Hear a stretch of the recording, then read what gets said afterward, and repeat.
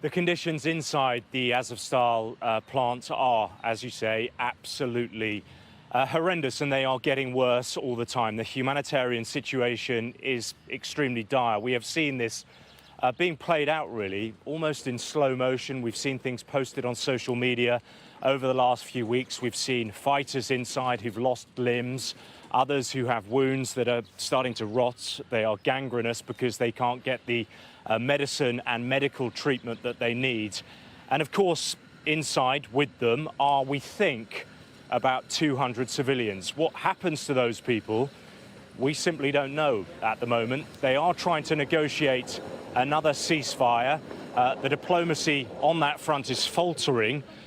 We have seen, after the last evacuees managed to escape, the Russians have resumed very heavy shelling and aerial bombardment of that plant. Satellite images, incidentally, show the extent of the devastation and damage. Whole areas of that complex have literally been obliterated by the very heavy bombing.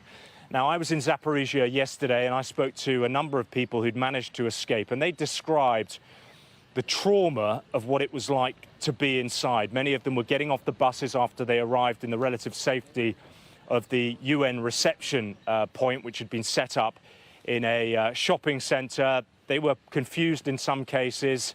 Others didn't really know what to make of all the waiting press. They didn't really quite understand how much their story had captured the world's attention, but every single one of them absolutely relieved to be out of there. They told me that they could put up, in some cases, it's hard to believe, with the shelling, but it was the big bunker busters that really brought the horror home, because the walls shaked in some parts, the bits that they were in started to fall down. But the concern now, of course, is for those people still trapped inside, and we just do not know at this moment whether the diplomacy will be able to reach another agreement for them to get out.